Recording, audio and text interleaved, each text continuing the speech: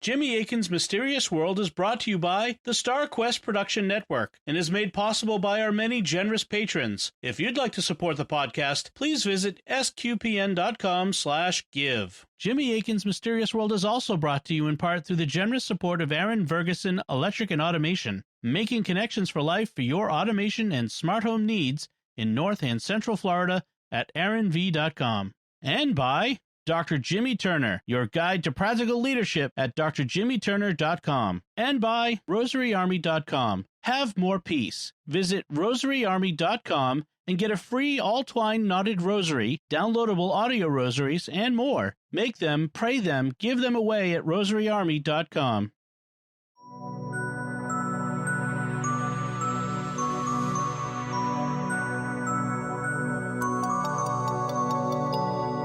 You're listening to episode 116 of Jimmy Akin's Mysterious World, where we look at mysteries from the twin perspectives of faith and reason.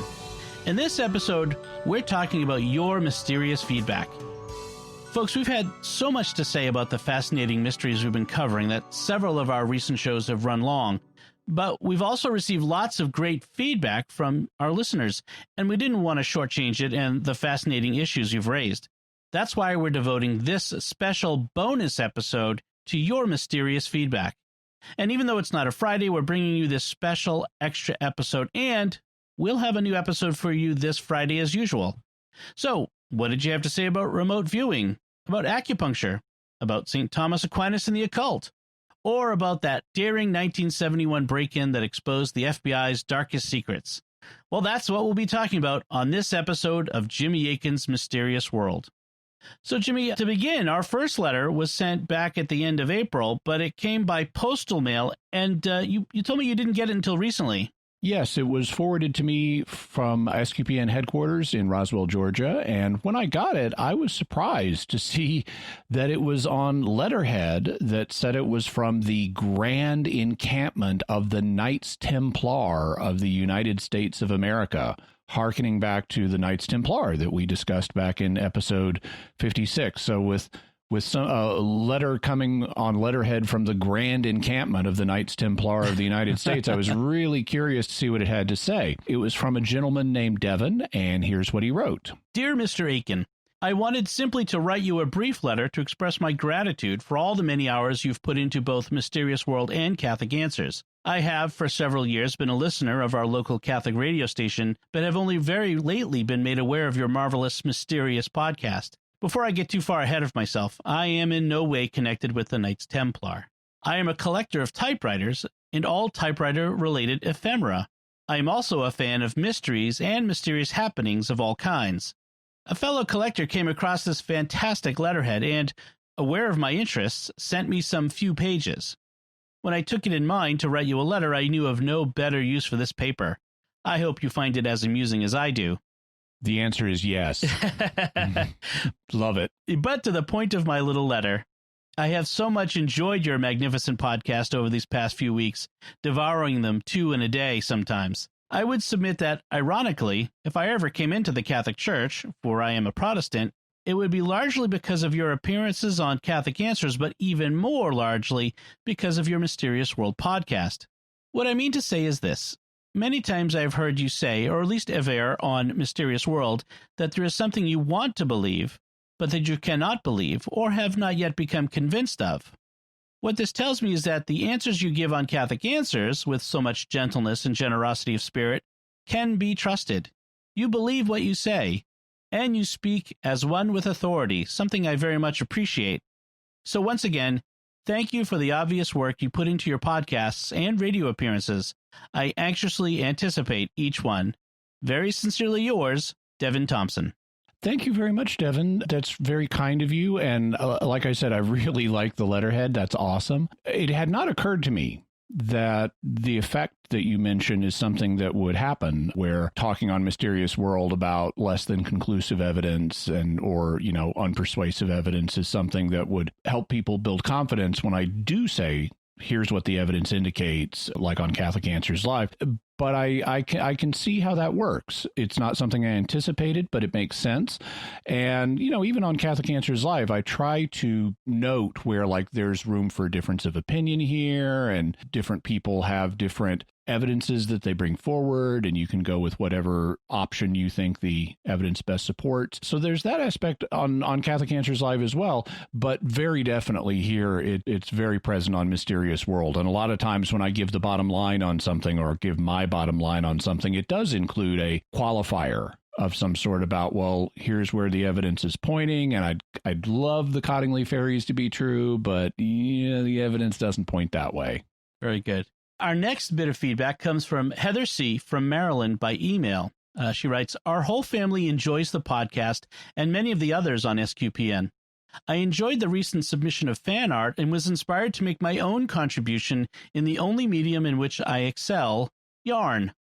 Attached, please find pictures of Amigurumi Jimmy.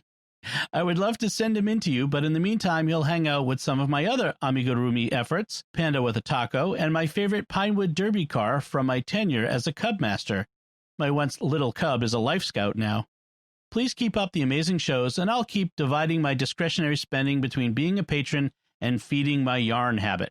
Thank you so much, Heather C. We appreciate your patronage and really loved the amigurumi Jimmy that you made. For people who may not be familiar, amigurumi is a Japanese craft where you make little dolls or figurines out of yarn, and so that's the building material for these is yarn. So it's very tightly woven in a way that allows the figures to be freestanding. They're not flat, they are three-dimensional. And she made an amigurumi Jimmy with optional cowboy hat accessory that is just awesome and looks like me. I put it on Facebook yesterday, and it's already got a couple of hundred likes and a bunch of comments, and people really loved it. We'll also have a link in the further resources for this episode so that you can see Heather's marvelous craft, and it's just awesome. Thank you so much. And I now have it, and it is a new treasured possession of mine. Yes, we loved seeing it. Everyone in my family loved it as well. So let's move to our feedback on the episode we did on remote viewing, actually 2 episodes. The first one comes from Jamie or Jaime, depending on how you pronounce it, Longa on Facebook. And they write, "Fantastic and informative episode as usual, gentlemen. I figured since you mentioned that you love receiving fan art, here is a fun ballpoint pen sketch I made a few years back of Jimmy. I'm a professional artist, but use my remote viewing powers, of course, to make this one." Thank you so much, Jaime. Really appreciate it. It's a really good sketch, and we'll have a link to that also so that you can see Jaime's sketch. It's very professionally done, and my compliments. And Len on Facebook writes, "I found all the sound clips in that episode distracting. A couple short ones here and there might be okay, but the amount in this episode really lowered the enjoyment of listening." Thank you for the feedback, Lynn. We really appreciate it. We're feeling out different options. We're always trying to improve the show and trying to come up with new ideas. So recently we started including sound clips and sound effects. And at the current stage, we're in an experimentation phase. And Dom and I have been talking about we thought this one worked. We thought this could be a little better and things like that. So we're trying things out, and hopefully we'll settle it into a good groove with the audio enhancements to the show. And thank you so much for your feedback and for all the listeners. We've had comments both ways about them, and your feedback helps us find that good groove. Right. And this one, for example, is one from the other perspective. Ernest writes on Facebook, "Love the sound clip references, my kind of humor." Awesome. Thank you, Ernest.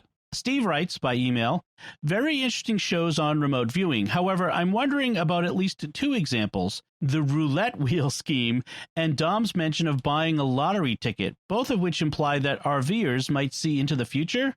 I understood RV to be a potential spying technique of present events only. Can you clarify, please?"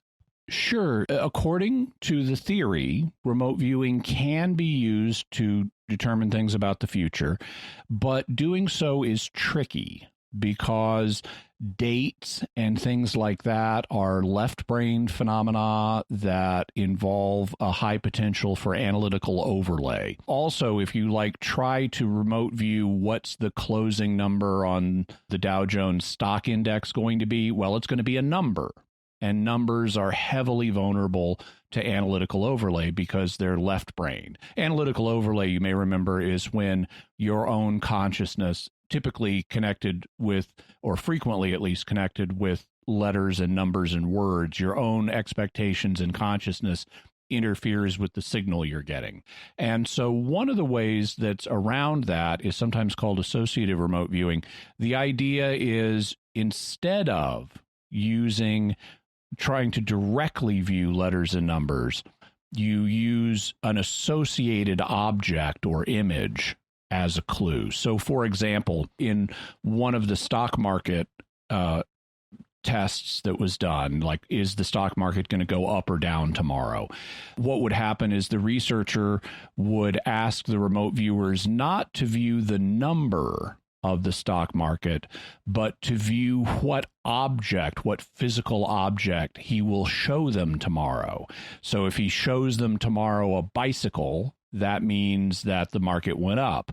But if he shows them an umbrella, it means the market went down. So rather than going directly for the number that's vulnerable to analytical overlay, they'd go for something more visual, like, do I see myself being presented with a bicycle or an umbrella tomorrow?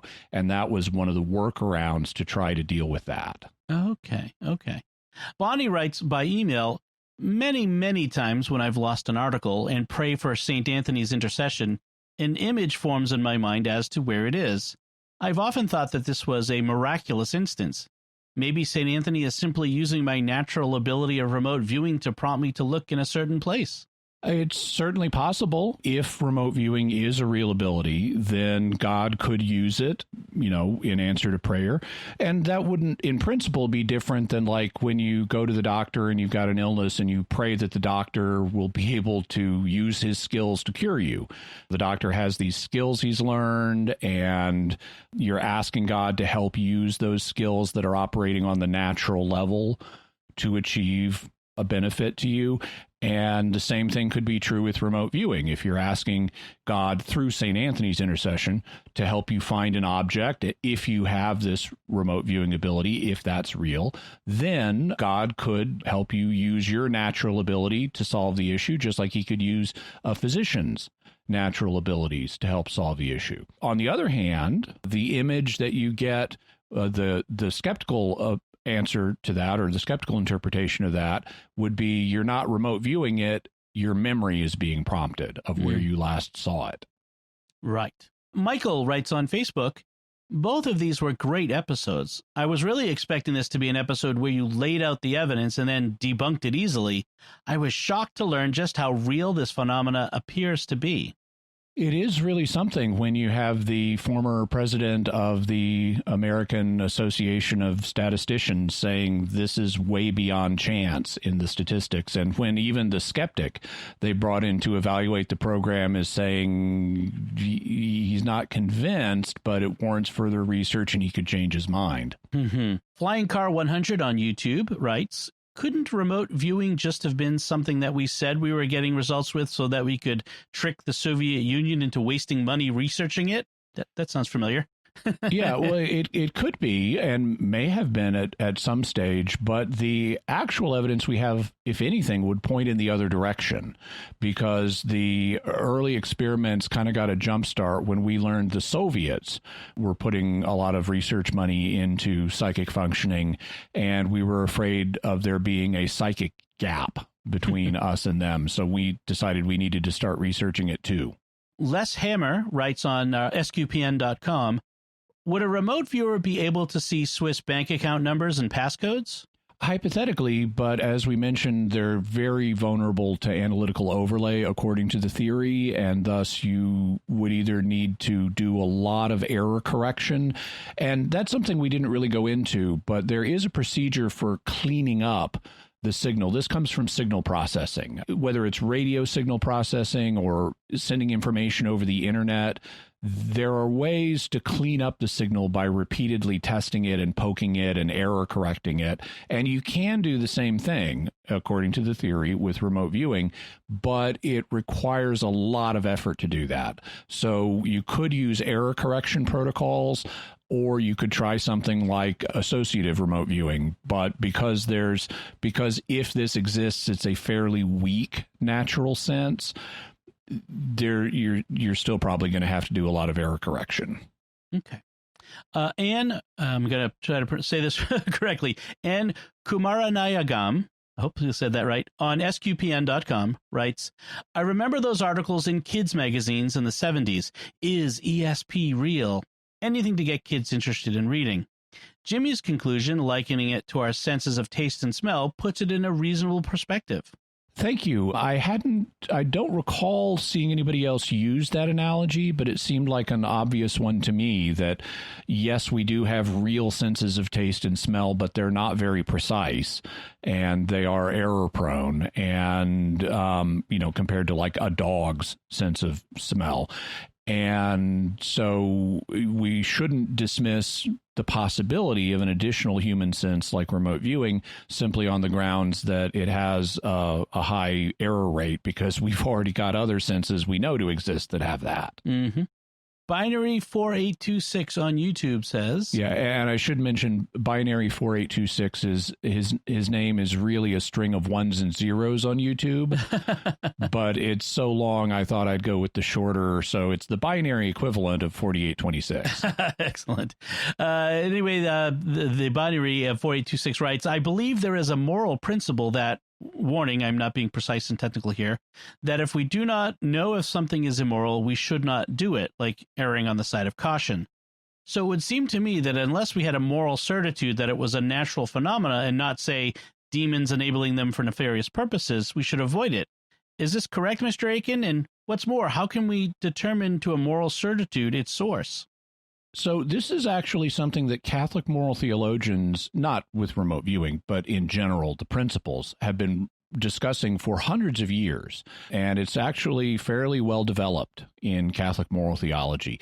There are sort of two extremes. There's a spectrum of views. And the two extremes on the spectrum, on the one hand, there's a position that's called Rigorism, also sometimes called Tutsierism, and it says that if you have two options, one of which is more safe and one of which is less safe, so in this case, doing nothing presumably would be more safe and trying remote viewing would be less safe. If you have two options, one of which is less safe than the other, then you can only do the less safe if it is the most probable opinion to be correct.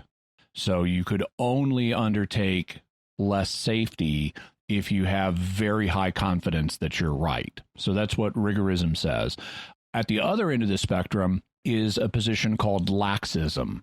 And laxism says, no, you can do the less safe option, even if it's likely wrong, as long as it's slightly probable to be right. And rigorism and laxism have both been widely dismissed by Catholic moral theologians, and there are even magisterial documents that appear to reject rigorism and laxism. So the answer, and where most Catholic moral theologians have focused, is somewhere between those two. So you don't need overwhelming probability that you're right in order to undertake risk, but merely a teeny tiny slight probability of being right also isn't enough to undertake risk. The middle positions, classically there are three of them. One of them is called probabiliorism, and that "ior" in it tells it's Latin that means the most. So probabiliorism is you can do the less safe thing only if it's more probable or more safe. Or I should have said it's more probable. So probabiliorism, you can do the less one if it's more probable than the safe option to be right. Opposite probabiliorism is what's called probabilism. And probabilism says that you can do the less safe thing if it's solidly probable. So it has to be not just a slight probability, but a solid probability, even if the more safe one, the more safe option, is somewhat more probable. So this is in probabilism, you can do the less safe thing if it's got a solid probability, even if it's probably not correct. Then smack dab in the middle, you have equiprobabilism. And as you would expect based on the name, equiprobabilism says you can do the less safe thing if it's approximately equal. There's the equa in equiprobabilism. If it's approximately equally probable with the safe option. And so those have been discussed for several centuries. A particular thinker who is very famous for this is St. Alphonsus Liguori, he was born in 1696 and he died in 1787. So he's basically a thinker in the 18th century. And he did a lot of work on moral theology. Now, here in English, people are familiar with some of his devotional literature, like his Preparation for Death or his Glories of Mary or things like that. But what he's really famous for in ecclesiastical circles is not his devotional stuff, it's his moral theology. And that's why he's a doctor of the church. It was because of his moral theology that he got named a doctor of the church. And he explored all three of these middle positions. He kind of started out as a probabiliorist, and then he shifted to just probabilism. And then, according to most accounts, although not all, he eventually settled on equiprobabilism. And you still find advocates of these different positions today, these middle theories. Also, there's arisen a new one called compensationalism. And compensationalism says that you must compensate for additional factors besides the probability of being correct. Like, what are the costs and benefits to be achieved by pursuing something? So, for example, if you're not sure that, in our remote viewing example, exploring remote viewing would be the less safe option from one perspective compared to not exploring it. But if you have reason to believe that the Soviets have made a huge breakthrough here and they're going to be stealing all of our secrets, that's a factor that you need to take into account too and could justify some additional risk. And so even if all things being equal, you might say, let's pass on this research. If there's an urgent need for the research, that needs to be taken into account and can justify assuming some additional risk. My personal view, even though I haven't read enough compensationalist writings to say I agree with the way they're formulating it, my personal sense is that something like compensationalism is going to end up being true, that you do need to account for, urgent situations and things like that in assessing how much risk is reasonable in a given situation. And so I would say that you also have I don't think researching this is for everybody because there is risk involved, but I think God gave us the gift of reason to try to figure out nature, even if that involves some risk. And we accept risk in other kinds of research, and it's not wrong in principle to accept some degree of risk here. You want to minimize that risk. You want to do it in ways that, like with other scientific research, you want to minimize the risk to the experimental subjects and to the researchers. But in principle, we're willing to accept risk in other areas, and it's not wrong in principle to accept research or to accept some degree of risk in researching things like this.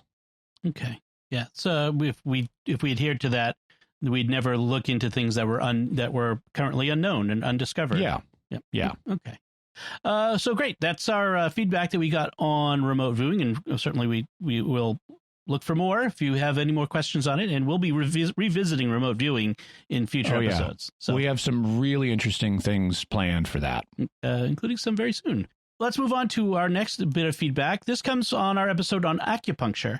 Yeah, I wanted to mention we got several listeners commented with their experiences on acupuncture and how it helped them or their relatives. We won't be going through all of those, but I just wanted to acknowledge that multiple people sent in their acupuncture helped me stories. And so I want to validate that and affirm that. And whatever the reason it was that it helped, I'm glad it did. Yep. So our first feedback comes from Philip, who sent an email that said, great show and love it. Here are my thoughts on acupuncture. I quit smoking using a method called laser technology, which was described as acupuncture using a soft laser. I was skeptical at first and put off by the cost, but the first 3 months of not smoking paid for the procedure. 15 years to date without a smoke and don't plan on going back. I don't know if it was placebo, but I know God used this procedure to help me kick the deadly habit. And I'm glad you were able to achieve your goals. That's great. Peter sends an email. He says, one thing I was hoping you would cover is what is called dry needling. It's quite a common practice within the physiotherapy repertoire of techniques. I get regular physiotherapy when I injure myself. It doesn't have any of the yin-yang or qi or meridian lines or any of the other traditional Chinese medicine pseudoscience.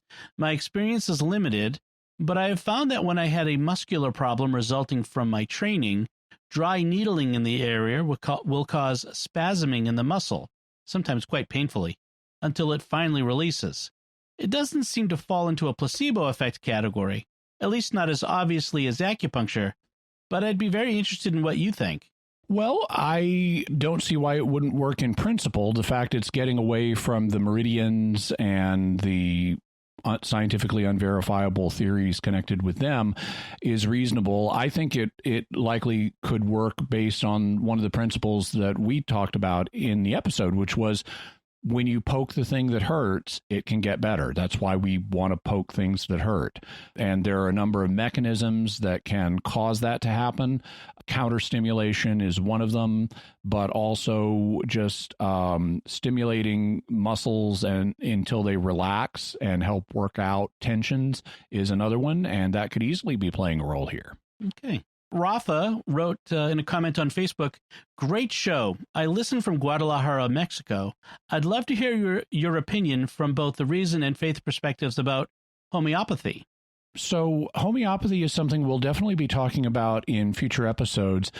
To give you a little preview, now the term homeopathy is used in different senses, but its original historical meaning, sometimes today it's just used as a marketing gimmick. It's what's advertised as homeopathy is not really homeopathy. But historically, homeopathy involves dilution, like putting a substance in water that is supposed to have an effect on a particular condition that you have, in fact, even causing that condition in sufficient dose, but then you dilute repeatedly the water. So it's an extreme dilution, and it's so extreme that typically there would be no molecules left of the original substance in the water. Nevertheless, homeopathists will say, if you take this diluted solution, it will help with your problem, kind of on the theory that you get a little bit of a poison, it helps stimulate your system to fight it, or you get a little bit of a germ and it'll stimulate your system to fight it off. And so that's how homeopathy is often thought to work. I'm not going to say always. The question is, if you've really diluted the water so much that there are no molecules of the original substance left, how on earth does this water help you? Because there's none of the substance left. Well, a number of years ago, I was talking with primary care physician and cardiologist here in California. And he said, we can't really scientifically verify this, but there may be, or we have no theory to account for it, but maybe, just a maybe, there's some kind of memory that the water has of what used to be put into it. Huh. Now, that idea is interesting, but it's also something we don't have scientific evidence for. Or do we? There's a book called 13 Things That Don't Make Sense, The Most Baffling Scientific Mysteries of Our Time by Michael Brooks. And he's got a chapter on homeopathy in it. And he talks about, well, here's why this should not work. And here's why in a lot of cases it doesn't work. But there's a small residue of studies that suggest it might work in some circumstances. There's some deviation from what you would expect by random chance. It's slight, but according to some studies, it's there. So that's why it's one of the 13 things that don't make sense. Having said that, research is always provisional, and a lot of research is just flat wrong. a subject we're going to be talking about in future episodes. In fact, we already talked about it a little in the acupuncture episode, where a lot of the Chinese research on acupuncture appears to just be cooked as opposed to research done in other parts of the world. And so I don't know if these homeopathy studies are right or not. Personally, I'm skeptical of homeopathy, but I've got an open mind and I'm going to continue looking into it. And at some point, we'll have an episode on it for you. Excellent. Kelly writes on Facebook, "This was an interesting episode. I've always been skeptical of acupuncture, mainly because its proponents tend to give it the ability to cure anything. It reminds me of those health tonics that made claims to cure any disease that were popular in the 19th century. Yeah, and indeed, any time you see something that's claimed to cure everything, it's probably a good sign that it really cures nothing, or at least doesn't cure nearly the number of things that are advertised. As they said in the musical Singin' in the Rain, it's just pure publicity." Francis Lee writes on YouTube, "I love Jimmy not only for the topics he chooses to discuss. I respect him as a fellow Catholic. He's my favorite apologist. I always refer to him when I look something up regarding my faith. I also value his unbiased opinions and views. With that being said, this topic kind of had me conflicted, as I just don't know which way to lean.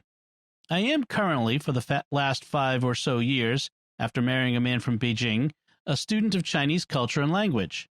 My husband happens to know Ni hao. My husband happens to know quite a bit about this topic in particular due to his profession. My experiences with traditional Chinese medicine have been positive ones. I have mainly dealt with acupressure as opposed to acupuncture, and it has helped me a great deal so far. To be fair, though, I don't know if it's a combination of the environment, my mental state at the time, and the massage itself, or if it really helps.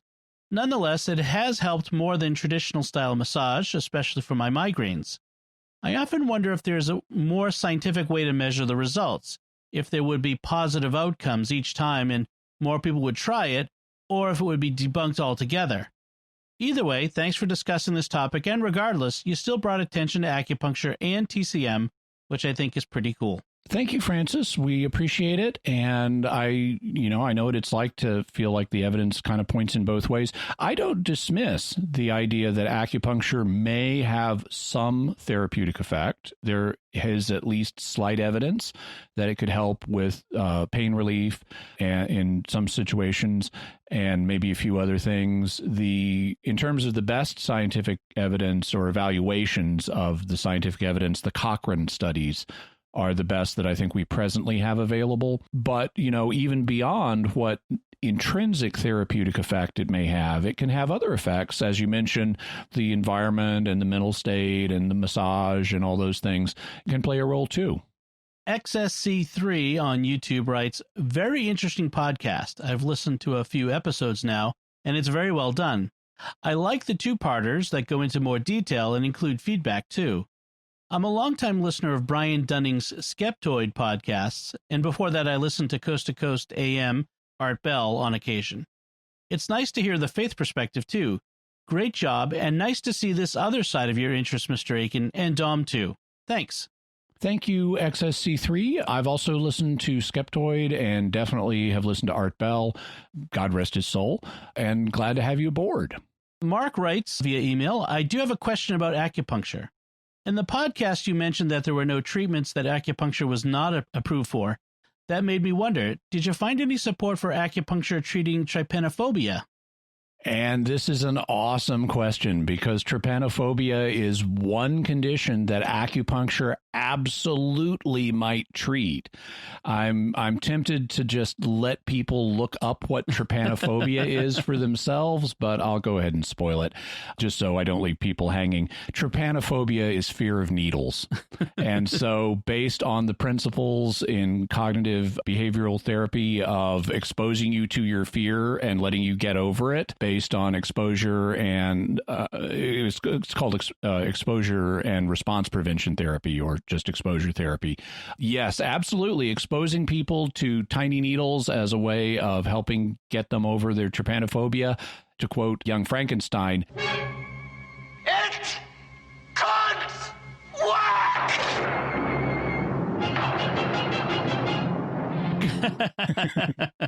In fact, yeah, just keep sticking with tiny needles until they're not afraid of them anymore.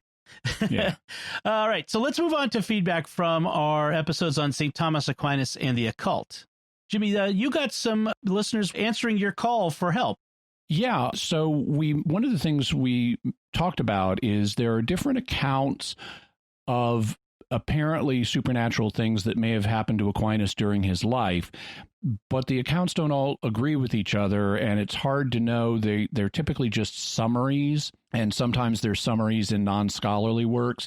And so I was hoping that people would maybe be able to recommend like a scholarly biography that could help us get the original sources in the original Latin so we could see what they say.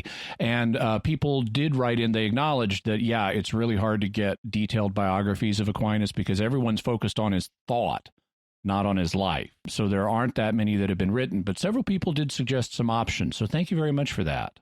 So our first bit of feedback comes from Father Paul, who sent an email, and he said, I just listened to your latest episode on St. Thomas Aquinas and the occult and really enjoyed it. I especially appreciated Jimmy's explanation about the difference between doctrine and theology. Many people get confused about what counts as official church teaching versus what is merely a theory that Catholics are free to adopt or not. As someone who has a license in dogmatic theology from the Pontifical University of St. Thomas Aquinas in Rome, I found Jimmy's explanations about this point to be outstanding. You might even say angelic. Thanks for your great work. I will be increasing my monthly donation in Thanksgiving for your consistently great work. Awesome. Thank you so much, Father Paul. And for people who may not be familiar, St. Thomas Aquinas is sometimes called the angelic doctor or the angelic teacher. And so that's explains the angelic reference there. Thank you very much. I actually wrote a book on the subject of church teaching and how to figure out exactly what it is and distinguish it from mere theological opinion. The book is called Teaching with Authority, and we'll have a link to it in the further resources. I highly recommend it to folks. I encounter a lot of people on the internet who are claiming something is church doctrine or even infallible church doctrine when that's actually not the case. And rather than challenge the individual cases of that I see all the time, I thought, let's do the teach a man to fish principle. And so let's write a book on how to actually figure out, is this church teaching or not? And if it is, what level of authority does it have? Because not everything's infallible just because it's church teaching. So check out Teaching with Authority. Ken wrote a comment on Facebook, another very well thought out episode. The Summa has been on my wish list for a while now, and it just moved to the top. With my background, I'm a former student of the occult, it was a genuine eye-opener. Thank you. Awesome. Thank you very much. Glad you enjoyed it. And it is indeed interesting to, look at what Aquinas had to say about occult topics.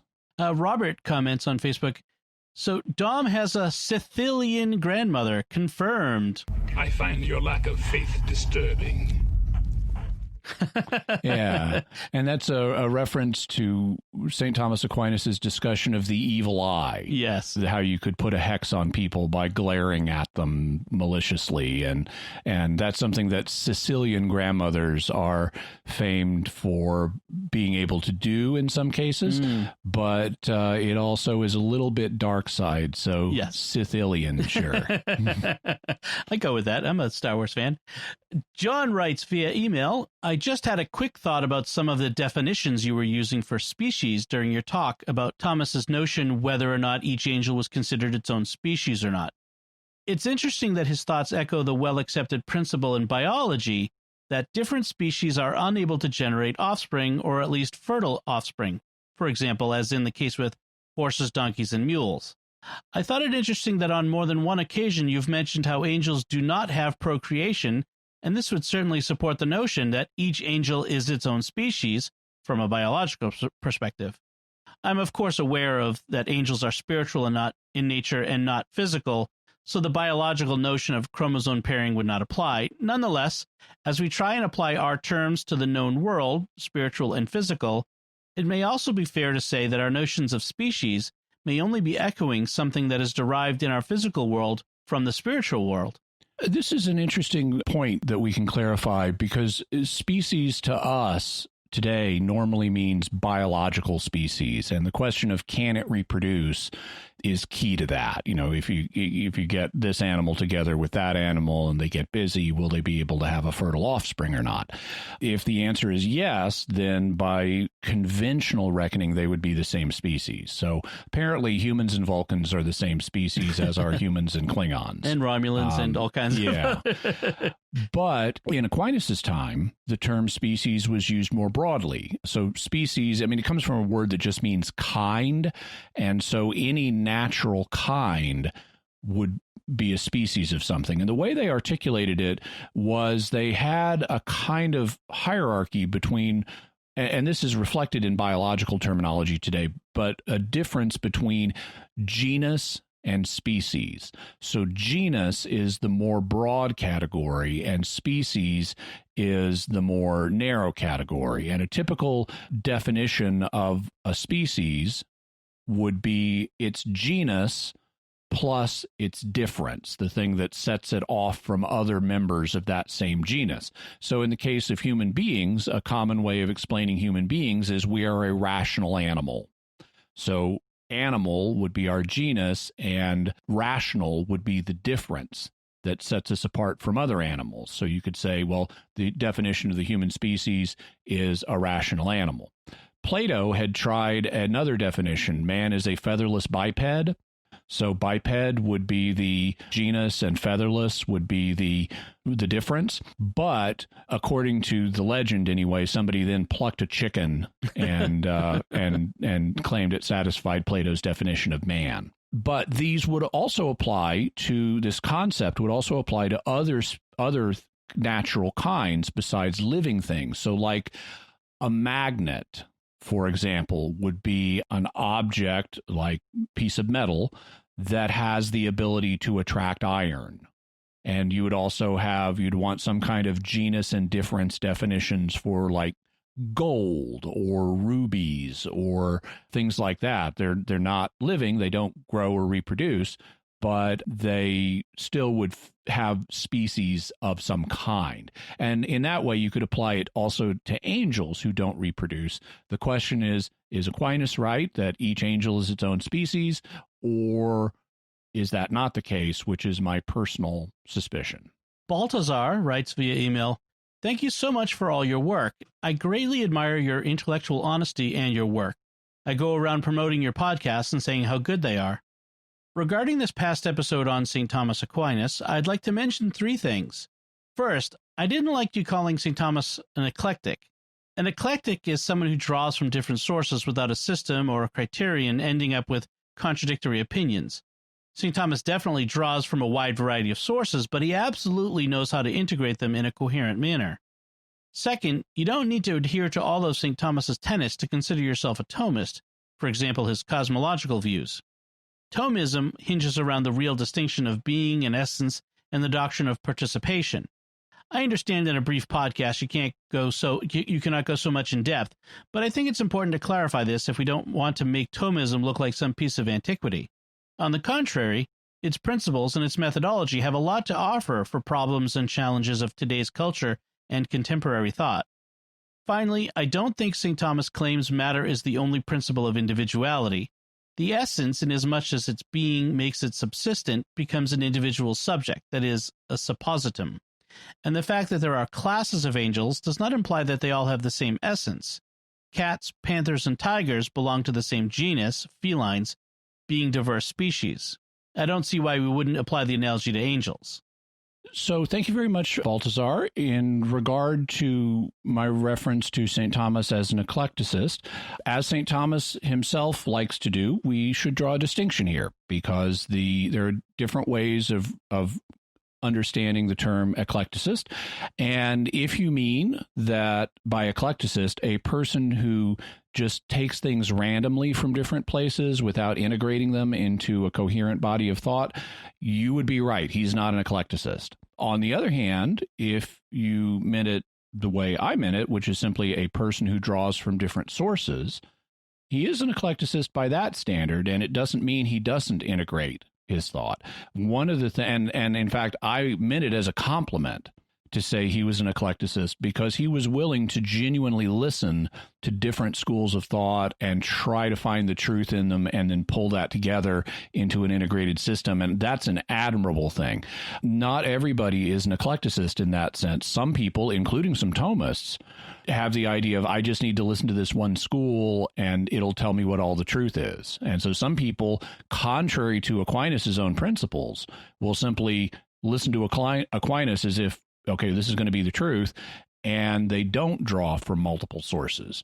In terms of the essence of Thomism, obviously, you don't have to agree with Aquinas' cosmological views, so you don't have to agree with everything he said in order to be a Thomist. I believe we made that point in the episode. Precisely how you define Thomism is going to vary. There are different people in the 20th century who called themselves Thomists who might not be considered Thomists historically, but they still identified with that tradition.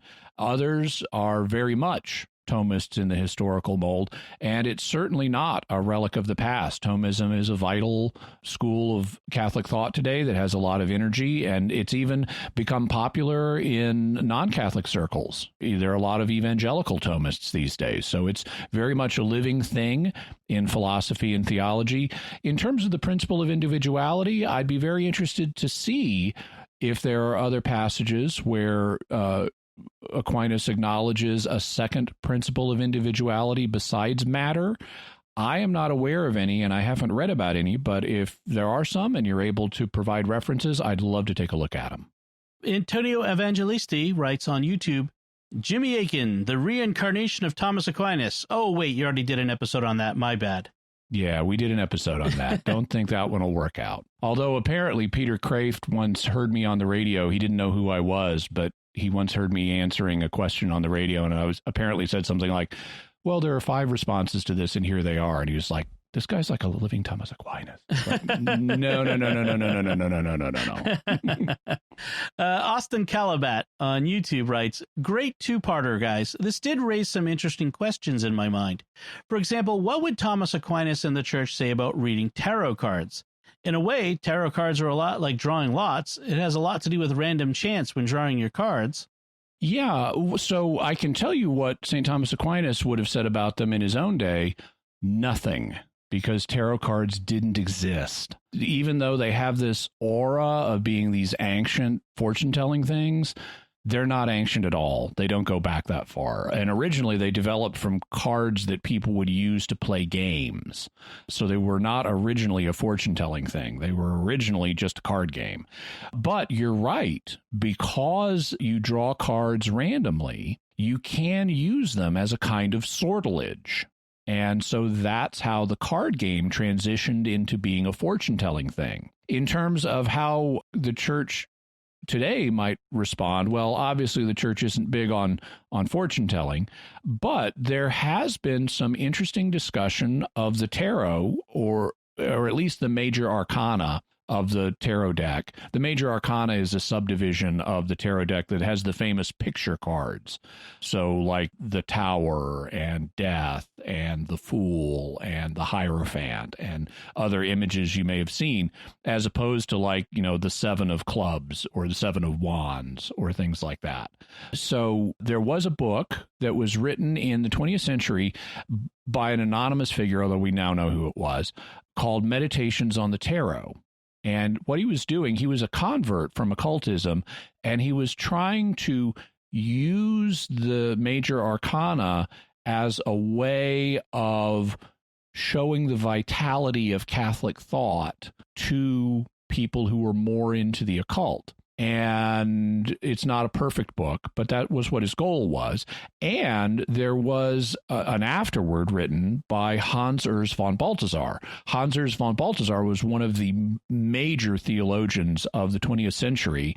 And he was a little bit of a maverick as a theologian, but he was considered good enough as a theologian that St. John Paul II appointed him as a cardinal because of his theological contributions.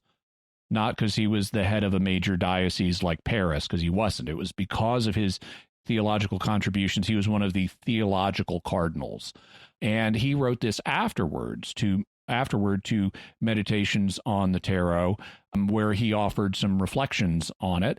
And if you want, you can check those out. We'll have a link to Meditations on the Tarot, as well as a piece evaluating it by the late famous British Catholic author Stratford Caldecott. All right. Charles 22 on YouTube writes, back in 1995, the Lord had blessed me extremely by lifting me out of a pit.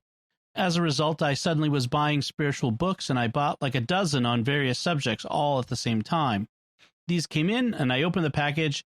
I suddenly had this feeling to open one of the books at random. In so doing, my finger fell to a portion of St. Augustine's Confessions, in which he was told by the Lord to open a book at random. I was blown away. Then again, I got the same feeling to do it again. I thought to myself, surely not again. But I went ahead and opened another book at random. With this different book, my finger once more fell on a portion describing somebody connected to the Lord. I can't recall if the Lord told him to do it or not. Opening a book at random, and therefore receiving a message from God that way. Since these events happened, I have read all those books and more, and these were the only 2 books that described anything like that. I took that to mean the Lord was very pleased with me delving into the faith like that, and it just served to show me yet again his great power. So that's a very interesting experience. And while you could look at it different ways, you could take a more skeptical approach or an approach that would accept it at face value. I don't have a basis for challenging it. God can, even though I can't say that's definitely what happened here, God can do things like that. And so it could be a genuine supernatural spiritual experience. What I can say is God doesn't do that regularly. And that's one of the reasons that Catholic theology, including Aquinas, has looked dimly on the open a book at random and expect to get a divine message out of it form of sortilege. That's not reliable most of the time. It may be in some situations, like where St. Augustine was told, "Tolli et lege, take and read," but it's not reliable most of the time, and so people should not attempt to do that under ordinary circumstances. Okay. All right, so that's all our feedback on St. Thomas Aquinas. And before we move on to more feedback, I do want to take a moment to thank our patrons who make it possible for us to create this show, including Justin P., Aaron B., Margaret Q., Phil B., and Christopher R. Their generous donations at sqpn.com/give make it possible for us to continue Jimmy Akin's Mysterious World and all the shows at StarQuest. You can join them by visiting sqpn.com/give. Jimmy Akin's Mysterious World is also brought to you in part through the generous support of Aaron Vergeson Electric and Automation, making connections for life for your automation and smart home needs in North and Central Florida at aaronv.com. And by Dr. Jimmy Turner, your guide to practical leadership at drjimmyturner.com. And by rosaryarmy.com. Have more peace. Visit rosaryarmy.com and get a free all-twine knotted rosary, downloadable audio rosaries, and more. Make them, pray them, give them away at rosaryarmy.com. So our next bit of feedback comes from, it comes from the Thomas Aquinas and the Occult, but it was feedback on qualified immunity. And so Hans sent this via email. I'm writing to correct a misstatement of yours concerning qualified immunity. In episode 106, St. Thomas Aquinas and the Occult Part 2, you answered a question related to the previous episodes about the siege at Waco, Texas, in which you stated that qualified immunity prevented law enforcement officers, LEOs, from being prosecuted. This is not the case. Qualified immunity prevents LEOs and other executive branch officers, prosecutors have absolute immunity, who are acting under the authority of their office from being civilly sued by plaintiffs unless the LEO/official clearly violated an established constitutional or statutory right at the time the action was taken. Back to criminal prosecutions. There are many instances where an LEO has been criminally charged for violating the law while performing a function of their duties. Sometimes the charges brought against the LEO are valid and sometimes not. Nevertheless, the number of times an LEO commits a criminal act is minuscule when compared to the number of police-citizen encounters for a given time frame. So thank you very much, Hans. We had a number of people write in about qualified immunity, both for it and against it. And I know we're going to be talking about it more in the future, as well as other forms of immunity. I don't want to go too deep into it right now, but we will be covering it in the future. And you're correct that qualified immunity pertains to immunity in civil cases rather than criminal cases. I'm aware of that. When I said that it prevented them from being prosecutors, what I meant was being prosecuted in civil court. The word prosecute can be used for both criminal prosecutions and civil cases, but I recognize that it's more often in many people's minds associated with the criminal courts, and so I could have been clearer about that. So thank you. And then our next bit of feedback comes from the episodes on the Citizens Commission to investigate the FBI. And the first one comes from Len, who wrote on Facebook, "Wow, I'm so glad, Jimmy, that you took the time, a lot of time actually, to address the feedback people gave on anarchism. Your objective, well thought out, open and honest take on things is why I love this show so much." Thanks, Lynn. We had a number of people write about anarchism and take exception to some of the things I'd said, and I welcome the opportunity to clarify and expand on things. And so we did take a few minutes to do that, and the same people who had originally made objections wrote back and said how much they appreciated us doing that.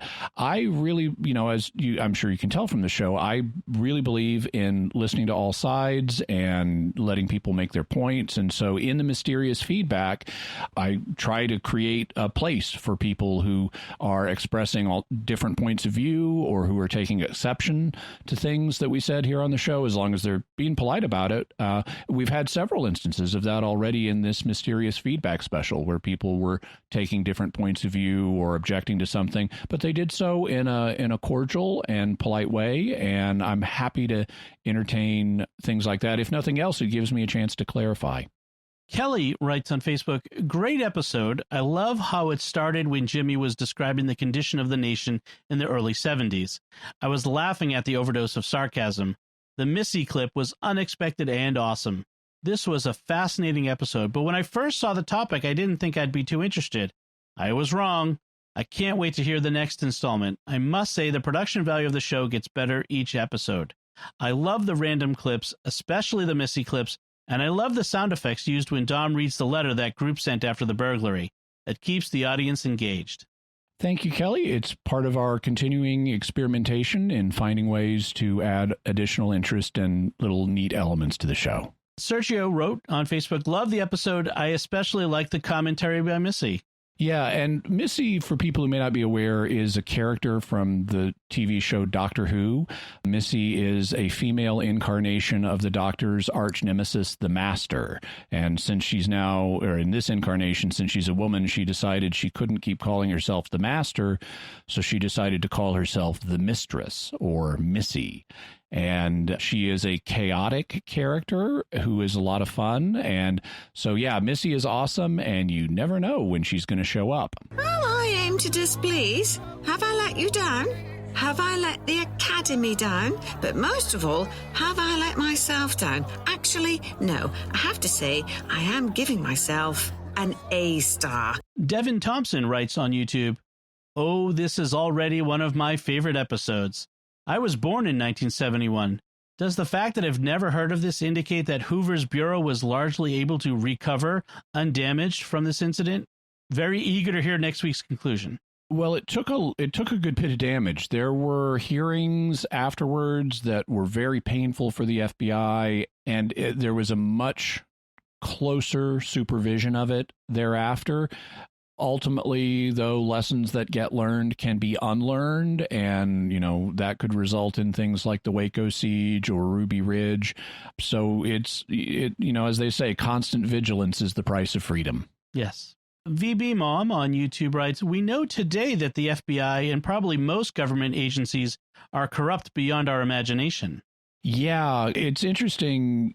And I don't comment a lot on recent political stuff, especially on the show, in part because it's just so new that history hasn't had a chance to sort things out and solve mysteries. But, there is this concept of the deep state, that you have these people who are in permanent jobs who are not elected, and they're largely for career. And sometimes they resist doing what the leaders of the moment of whatever party want them to do, and they may even actively seek to undermine government policy and sometimes maybe do illegal things. And I was recently reading an article, and it wasn't flagged as an opinion piece. It was flagged as just straightforward news. And this shows you the degree of partisanship in our press today. But the author was talking about the fact-free theory of the deep state. And it's like, I think there's some historical facts you may want to be aware of. Right. Let's look at Hoover's FBI and how it intimidated even presidents. And everybody acknowledges, all the historians acknowledge that today. That is not a controversial thing. Government agencies have power, and to quote another old saying, power corrupts and absolute power corrupts absolutely. At least that's one version of the saying. And so we really do have to constantly be vigilant, because if you have power, there's a temptation to abuse it. Brooke Kennel writes on YouTube, "Oh, the story of Gene Seberg's baby really got to me. Poor woman. What a horrible, horrible tragedy. I wish this story was more surprising than it actually was, but it seems that no matter which party is in power at the moment, governmental shadiness continues. I remember in one of my undergraduate classes having an intense discussion of the role of espionage in modern society and whether it was really justifiable. There are so many gray areas and so many ways of becoming morally compromised. Just take what the commissioners did. The burglary itself may have been justifiable, but it involved lying as well. And as Jimmy pointed out, the morality of lying in that situation is a fuzzy issue. I'm sure many people in the FBI thought they were doing the right thing as well, but look at all the nefarious things they did in the service of the greater good." And you're right, Brooke. The degree of espionage in society is a tricky issue, because the police do need to be able to look into criminal activity, and sometimes that means watching the criminals. So there's always a question of what means are legitimate and what are not legitimate. Then there's the flip side. If all of the attention is focused outside of the government, to give another saying, who watches the watchmen? There needs to be some surveillance going both ways. There needs to be civilian oversight of government activity as well. Derelict Signal on YouTube writes, "Thanks for the episode, Jimmy. Young 20-something here who really enjoys getting a bunch of new content that's separate from all the crazy of the modern world. I think this episode was eye-opening. I will say, though, that I can't really get behind the rallying around the peace movement, since I have to disagree almost wholeheartedly with their cause, essentially acting as a fifth column for the communist guerrillas worldwide. I imagine I probably would have been on their side then, but we're Catholics on both sides, and were I to change the label to peace protesters during World War II, these peace protesters would have had a much different taste. Really, though, the horror the U.S., NATO, and other allies committed were egregious and doesn't justify their actions to stop evil ideologies like communism/fascism." And it's true that it's very hard to say what attitudes one would have taken had one been raised in the past. I can say with confidence what I would think of things in the past in many cases if I had my current principles. But if I'd been raised differently, I might have taken different attitudes towards things, and that's true of anybody. One of the things I've pointed out I know I've mentioned it to you, Dom, and it's come up a little bit on Secrets of Doctor Who, is if you're a time traveler, if you're going to travel through time, you kind of have to roll with things. You can't, it's like going to another country. If you go to another country and they have different ways, you can't just sneer at everybody.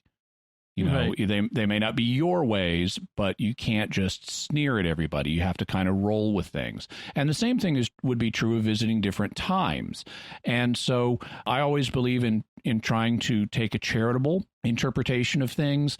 And I feel a little bit like a time traveler. This is what I was mentioning to you, Dom, looking at these different time periods, like when we looked at 1971, or when we looked at World War II and the Japanese coup and things like that. And I try to, especially in the background segments of the show, just describe what happened in a neutral way. I may occasionally, just for clarity, say, hey, by the way, I don't approve of this. But for the most part, I try to just be neutral. especially in the background segments. And then I save the moral evaluation for the faith segment. And one consequence of that is people should not look to the background segments for my opinions on things most of the time. Just because we're doing something doesn't mean I agree with it. In the case of the Vietnam War, to be frank, I haven't studied it enough to know what side I would have been on given my principles that I have now. You know, not all wars are just. Some wars are, some wars aren't. Some wars start as just and then become unjust, or vice versa. And I don't know the history of the Vietnam War. I mean, I was like, you know, I was less than 10 years old when it ended. And I haven't gone back and done all of the research I would want to form a mature opinion on it. So that's one of the reasons in the FBI break-in things, I said, no matter what else you think of these people, because I acknowledge you could take different attitudes towards whether what the commissioners, you know, were they justified or not, or what, you know, do you like the Vietnam era peace movement or not? They did expose illegal activity by the FBI. And so that was the focus, not was the peace movement justified. And I actually find it interesting when I read, and rather refreshing, when I read history books and the historian is just telling me in a straightforward way, here's what happened.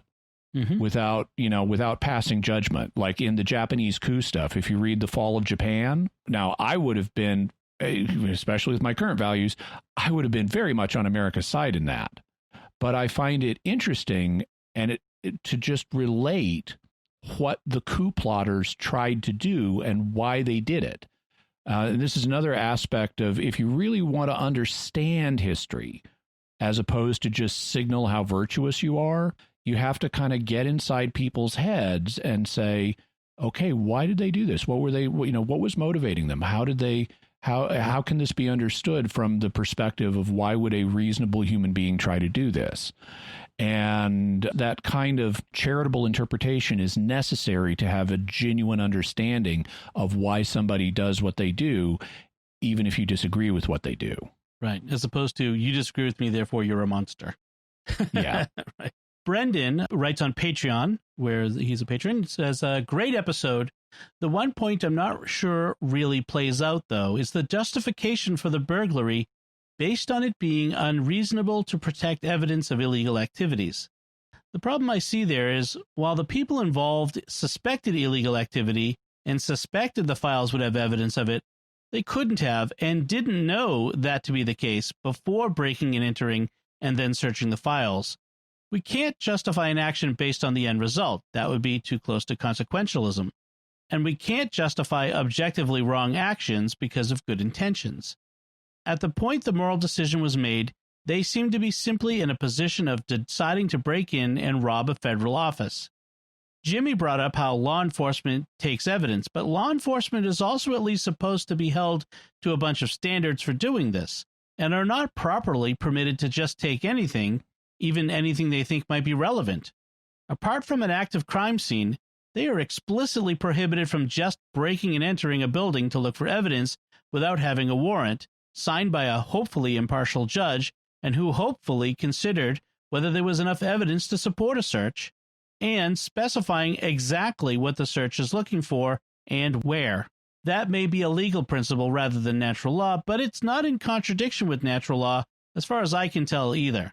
Further, there is a matter of a difference between what those vested with authority investigate a crime may do and what those without authority may do, as even the apostles and church fathers seem to indicate with respect to authority, which I don't think was fully addressed.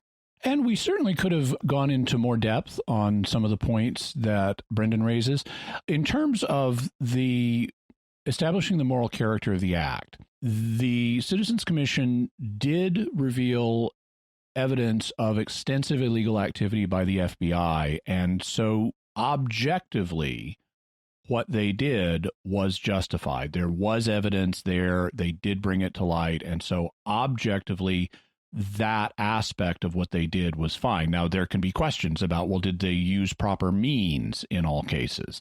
But the overall exposure of this information, that's objectively justified. That's a separate question. Then did they have sufficient evidence to act on their suspicions. And that's a question where you could have different opinions and say, I don't think they had enough evidence to justify their suspicions. They acted rashly. I'm perfectly happy to entertain that. Personally, though, and especially in the episode, I don't have enough evidence about what evidence they had to know whether they would have had subjective justification for the act, morally speaking. I could see it going either way, and if I can see something going either way, I tend to just not pass judgment on it. So I acknowledge that maybe they had enough evidence for their suspicions that they were justified in acting, but maybe they weren't, and they just got lucky. So I acknowledge that both of those are legitimate viewpoints. In terms of law enforcement officers not being able to seize everything, it's true that under ordinary circumstances, you do need a search warrant unless you have probable cause in an exigent circumstance that's just emerging and you need to act now or you're going to lose the opportunity. And that's true.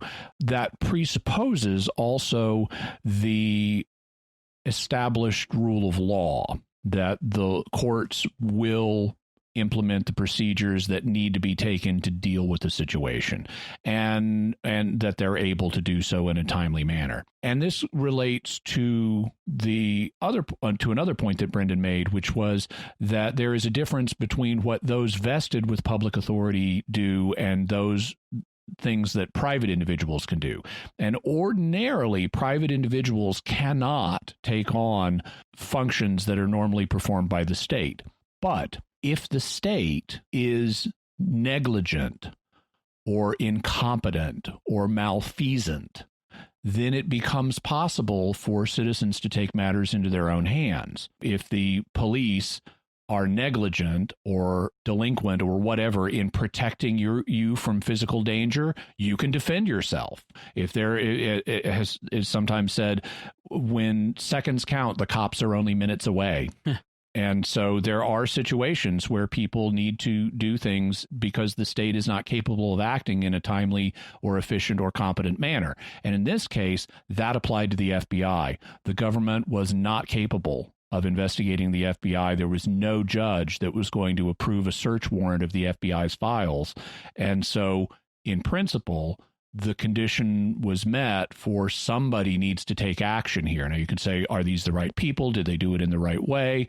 But in this kind of situation where the state is incompetent or negligent or malfeasant, citizens can do things like this, even though it's not normally within their authority to do so. In terms of the fact they just went in and seized all the files, well, actually, law enforcement officers will do that too. Whether they have a warrant or whether they view it as an emergency circumstance they need to act on and they have probable cause, if they think you have documents that are going to show evidence of crime, they will come in and take all of your documents because they don't know which ones are going to have the evidence of the crime and which ones aren't. So they will come into your house and take all of your hard drives and all your paper files and everything like that if they think that they may contain evidence of crime. And so that's essentially what the commissioners did. Lenny writes on Patreon, I enjoyed both parts of this episode. One issue that could be worth thinking about. In such cases, folks like the Citizens Commission to investigate the FBI believe they have met what might be called a St. Thomas More moment, that is, a moment where all, or almost all, must be sacrificed for the greater good. The thing is, such moments are incredibly rare in the lives of most individuals. I think most of us should guard against seeing this situation as arising too often. I remember well how St. Thomas wanted to know the exact wording of the oath of allegiance to the act of succession to see whether he could legitimately take it. I think this aspect became explicit when Jimmy mentioned the moral problems with risking jail when some of the commissioners still had young children. And I agree with Lenny. People can get a hero complex either on the small or the large scale and convince themselves that, oh, this is one of those moments where somebody has to act and it must be me. And that's so if you're feeling that way, this is a really good moment for a sanity check. Yeah. And say, is this actually the case? Is the world going to end if I personally don't do something here? Or maybe there's another way to look at this. And it's very easy for people to, out of good motives, to convince themselves that this is the time that we must act and I must be the one to do it, when in fact, both of those may be questionable. Okay. So that about wraps it up for the feedback for this special Mysterious Feedback episode. Jimmy, what further resources could we have related to the feedback that people gave? So we'll have a link to my book, Teaching with Authority. Also, Michael Brooks's book, 13 Things That Don't Make Sense, which has the discussion of homeopathy in it. The book, Meditations on the Tarot, and also Stratford Caldecott's article on von Balthasar and Meditations on the Tarot. And it's good to check out his analysis before you buy the book, just so you know what you're getting. We also will have a link to Heather C's fan art with the amigurumi Jimmy, which is awesome, and Jaime Longa's fan art, his pen and ink sketch, which is also awesome. We'll have links to what amigurumi is, so you can read more about that. Also, we'll have a couple of links to articles on probabilism and the other different moral theology viewpoints about analyzing risk and the morality of assuming risk. And then we'll have a link to Missy Series 1, which is a set of audio plays by Big Finish featuring Missy that has the clips that we used in the 1971 burglary story. So you can hear them in their original context.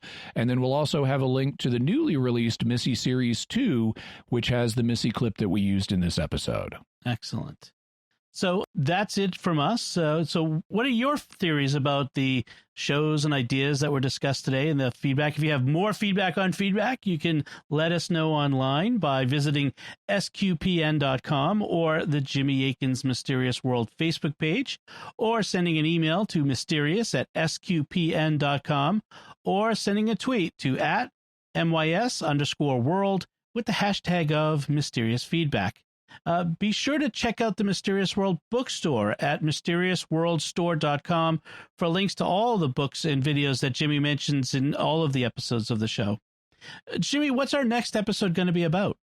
This Friday, since this was a bonus episode, we're going to have a Friday one as well, and we'll be looking at Ingo Swann's book Penetration, which involves a story about using remote viewing to explore secret alien bases on the moon. Oh, wow. You can find links to Jimmy's resources from our discussion on our show notes at sqpn.com/mysterious. And remember, to help us continue to produce the podcast, please visit sqpn.com/give. Until next time, Jimmy Akin, thank you for exploring with us our mysterious world. Thanks, Dom. Once again, I'm Dom Bettinelli. Thank you for listening to Jimmy Akin's Mysterious World on StarQuest.